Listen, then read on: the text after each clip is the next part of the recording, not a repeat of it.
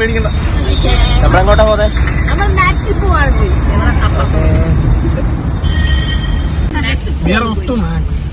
ഒരാൾക്ക് ഡ്രസ് എടുക്കാൻ ആർക്ക് ഡ്രസ് എടുക്കാൻ? എല്ലാം അങ്ങനെയാണല്ലോ, ഒരാൾക്ക് ഡ്രസ്സ് എടുക്കണമെങ്കിലും നമുക്ക് പടയിളകി പോവാതെ പറ്റത്തില്ല. ഇന്ന് ഞങ്ങൾ ആലുവയിലുള്ള മാത്സിലാണ് കേട്ടോ ഡ്രസ്സ് എടുക്കാൻ പോയത്.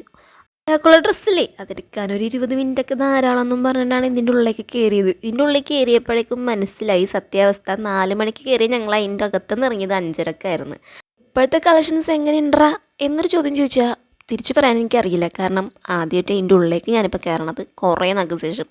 അപ്പോൾ കളക്ഷൻസൊക്കെ എങ്ങനെയുണ്ടെന്ന് വെച്ചാൽ ഓൾ ഓവർ ഒന്ന് കറങ്ങി തിരിഞ്ഞൊക്കെ വന്ന് നോക്കിയപ്പോഴേക്കും അത്യാവശ്യം ഗുഡായിട്ടുള്ളതൊക്കെ ഉണ്ട് കേട്ടോ.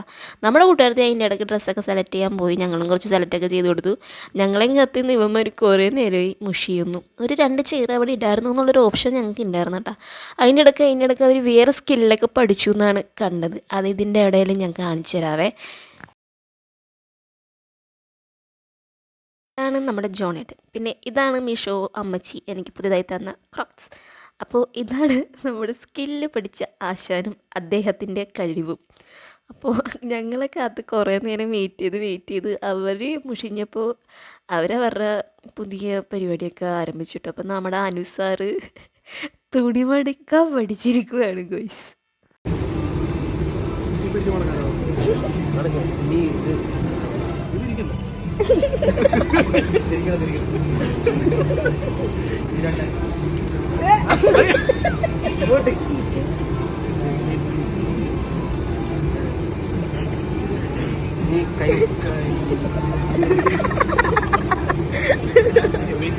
ശരിയാക്കി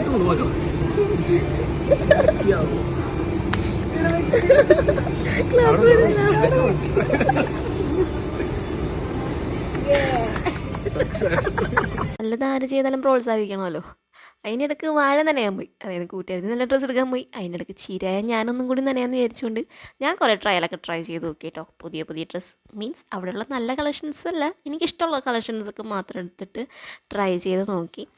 അപ്പോൾ ഇതാണ് എനിക്ക് കൂടുതൽ കംഫർട്ടബിൾ ആൻഡ് ഇഷ്ടപ്പെട്ടത്. പിന്നെ ഈ കൂട്ടത്തിൽ നമ്മുടെ കൂട്ടുകാരത്തെ അതിൽ സെലക്ട് ചെയ്ത ഡ്രസ്സും ഉണ്ട് കേട്ടോ.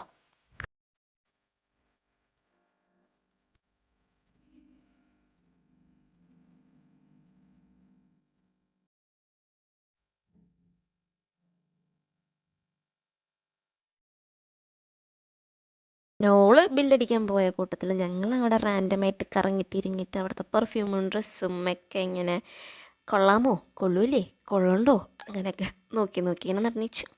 കൊള്ളാട്ടോ, ഈ തവണത്തെ മാത്സിൽ കൊള്ളാമെന്ന് നിങ്ങൾക്ക് തോന്നിയിട്ട് എന്താ തോന്നണേ അത് പറയാം. പിന്നെ ഞങ്ങൾ ഈ സ്കേർട്ട് നോക്കി കേട്ടോ. ഞങ്ങളുടെ കൂട്ടത്തിലെ അനഘക്ക് ഭയങ്കര ഇഷ്ടമായി. ഈ ബീച്ച് സൈഡിലൊക്കെ പോകുമ്പോഴൊക്കെ ഇടാൻ പറ്റിയ അടിപൊളിയായിട്ടുള്ളൊരു സ്കേർട്ടും ഒരു ക്രോക്ക് ടോപ്പും കണ്ടപ്പോൾ അവളതിൽ ചാടിക്കയറി പിടിച്ചായിരുന്നു. പിന്നെ വാങ്ങിയൊന്നുമില്ല കേട്ടോ. അപ്പം നമ്മുടെ ഫോക്കസ് വേറെയാണല്ലോ. പിന്നെ കുറേ ഇയറിങ് സെറ്റ് കണ്ടു, ക്ലിപ്സ് കണ്ടു, ബോസ് കണ്ടു. പിന്നെ മെയിനായിട്ട് ഈ പേഴ്സ് അത് അടിപൊളിയാട്ടോ. കയ്യിലൊരെണ്ണുണ്ടെങ്കിൽ നല്ല രസം, ക്യൂട്ടാണ്. പിന്നെ ബാക്കി ഇങ്ങനെ കറങ്ങിയിട്ട് കണ്ടോണ്ടേയിരുന്നു. അല്ലാതെ ഇപ്പം എന്ത് ചെയ്യാനാ.